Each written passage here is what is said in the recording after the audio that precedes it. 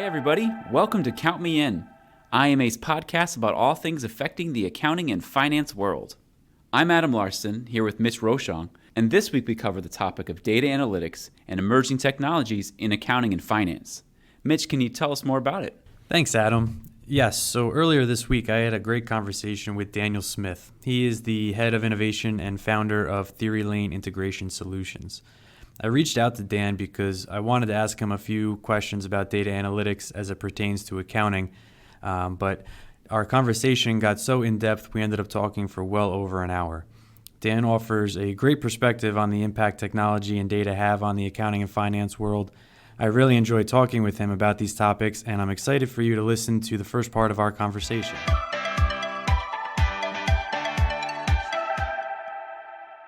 Being that technology seems to be very disruptive in today's world, between the jobs that it's overtaking and the economy, many people seem to be a little scared about these emerging technologies. So my question for you, in your opinion, how do we as humans prepare for a future that's kind of dominated by this artificial intelligence or machine learning, blockchain, all these buzzwords like that? Yeah, and I get this question a lot, Mitch. It's an excellent question and a valid concern for anybody who's worried about that or who is kind of on the periphery of this space. I will tell you, anybody who's deep into this space is not that worried about it. You'll hear a lot of doom and gloom and fear, uncertainty, and doubt being spread. This world that's dominated by artificial intelligence, machine learning, robotics, blockchain, whatever word you want to use for it, isn't as different as people foresee it to be. AI, machine learning, those solutions aren't giant monolithic replacements for humanity. If you think about it as any time that you repeat an action, something that you do over and over again, if you try to speed it up and you feel like, oh, I'm going to get so fast at doing this, I know all these keyboard shortcuts and I know all these things and I'm going to optimize this, that's a optimization problem. That's a locally optimizable solution. Those are the types of things that AI can do well. It can make a little bit of problem solving for itself. It can make slight judgment calls, but it can't deviate from the path that's been set in front of it. Look at it as a intern, if you will. You could get an intern to do a single thing really well and make a little bit of judgment for itself. But the second that there's a deviation, it's going to spill coffee all over itself or do something that's a mess. AI is exactly the same way. So we can think of ourselves as we learn programming and as we learn basic technical competencies, we'll figure out how we can act as managers for AI and how we can have the business itself be focused on deployment of these small applications and these small things to help the business. It doesn't hurt us. We just have a different skill set that we're using to benefit the business or even do business for us. So it's not scary. It's just a little different, which also can be scary until different is normal. And now it's not scary anymore.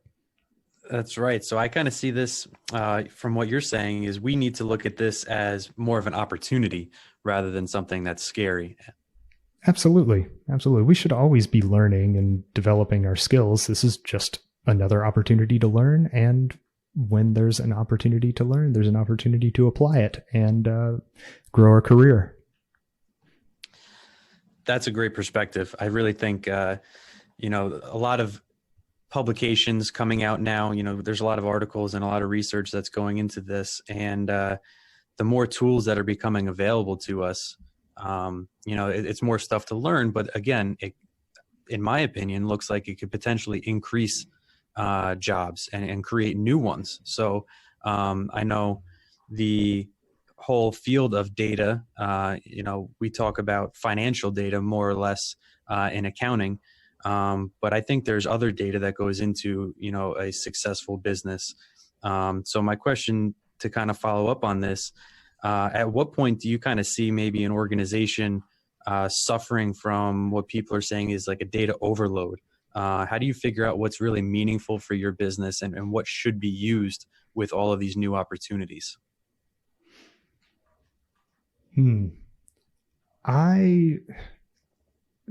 So this is a great question, and another one that I get a lot. Okay, every question is a great question to me, because if somebody's asking it, it means that they're interested. So I love questions, period. A lot of people don't even bother to ask. I digress, though.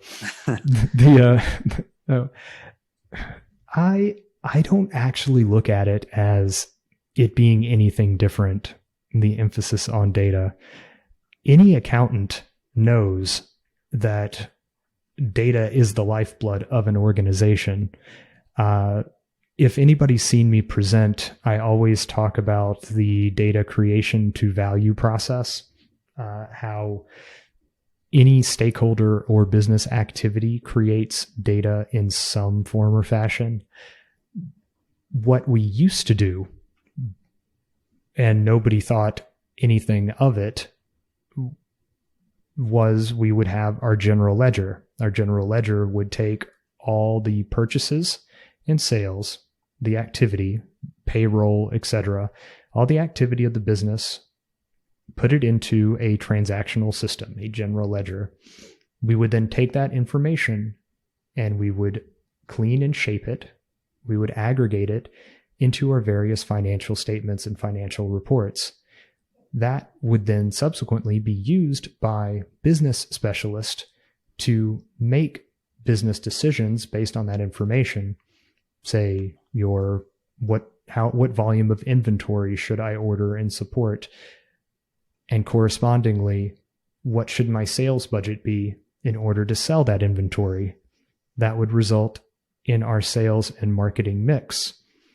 That sales and marketing mix would then result in stakeholder activity as they purchased products, resulting in more information that would lead to other business decisions. It's the same thing we've always done.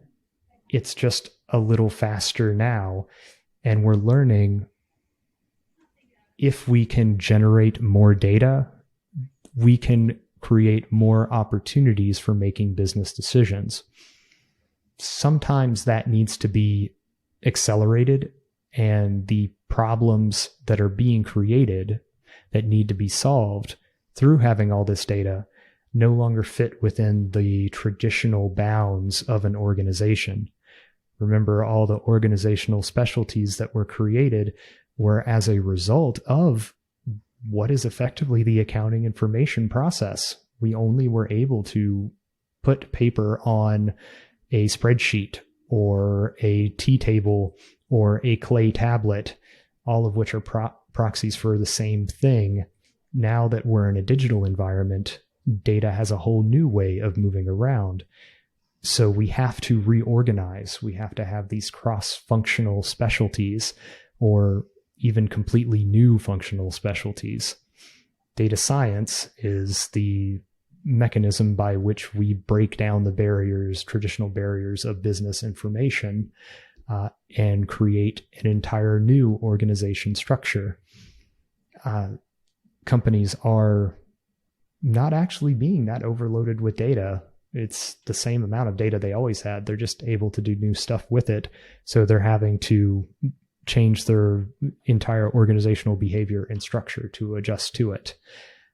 That was a very long answer to the question, and I think I answered a few other questions with it. No, that's great. I was going to say that actually that kind of leads into my next question and covers a little bit of it.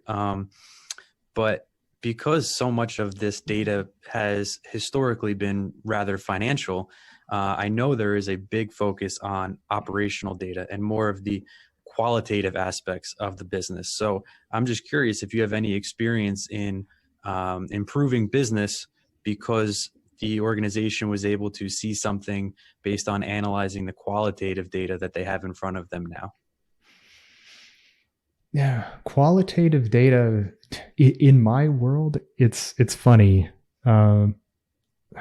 Qualitative data it doesn't, I hate to say anything that's definitive because it doesn't really exist.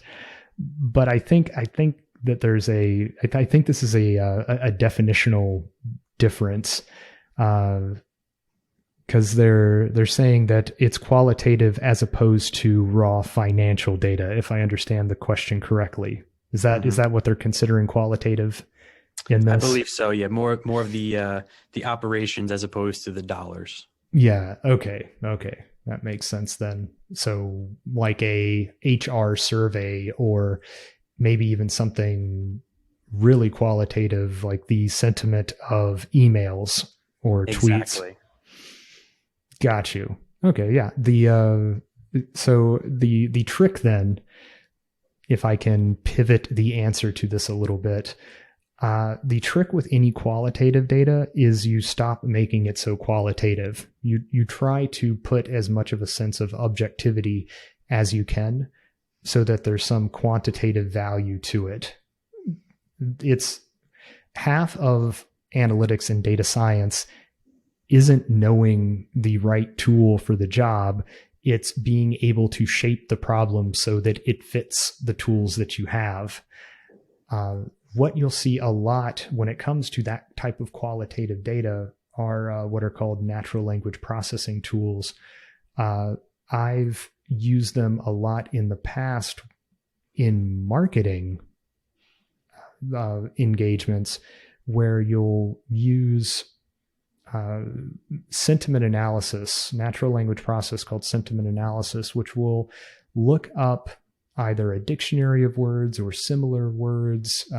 You can apply math to terms and sets of terms to see if they're similar to things that are generally positive or other blocks of words that have been labeled as positive, to assign a general sentiment. Are they angry? Are they happy? Are they supporting this activity, etc.? With that value, now we can use those in traditional models to say that, well, when emails to HR have a general positive sentiment, we feel that our productivity increases over the next few weeks. So we should identify what patterns of behavior resulted in those emails so that we can enhance productivity.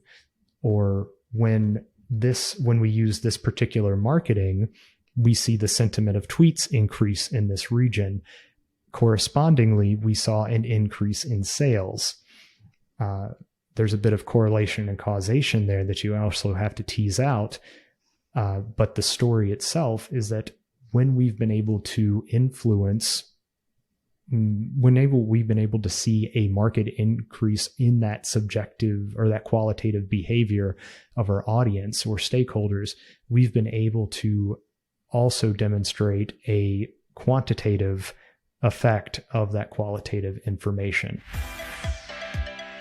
This has been Count Me In, IMA's podcast, providing you with the latest perspectives of thought leaders from the accounting and finance profession. If you like what you heard and you'd like to be counted in for more relevant accounting and finance education, visit IMA's website at www.imanet.org.